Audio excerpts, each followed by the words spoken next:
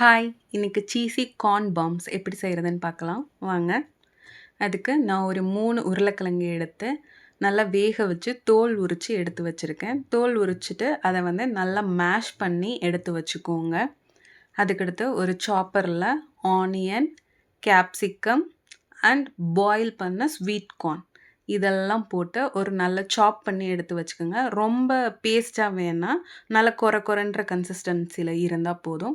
சாப் பண்ணதையும் எடுத்து மேஷ் பண்ணி வச்சுருக்க பொட்டேட்டோ கூட சேர்த்துருங்க.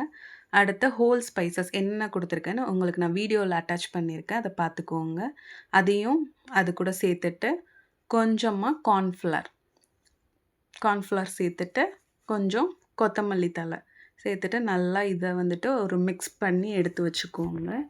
மிக்ஸ் பண்ணி எடுத்து வச்சுட்டு நல்ல ஒரு டோ மாதிரி, சப்பாத்தி டோ மாதிரி இருக்கும். அதை கையில் எடுத்துட்டு நடுவில் லைட்டாக ஒரு சின்ன ஹோல் மாதிரி போட்டுட்டு அதில் சீஸ் வச்சுட்டு அதை நல்லா சீல் பண்ணிவிட்டு, இந்த மாதிரி உங்கள் வீட்டில் ஒரு பணியாரக்கல் இருந்துச்சுன்னா அதில் கொஞ்சமாக ஆயில் ஸ்ப்ரே பண்ணிவிட்டு எல்லா பக்கமும் நல்லா வேகிற மாதிரி திருப்பி போட்டு எடுத்துக்கோங்க. நல்லா எல்லா சைடும் ப்ரௌனாக ஆகணும். ஸோ இப்போ நம்மளுக்கு தேவையான சீஸி கார்ன் பாம் ரெடி.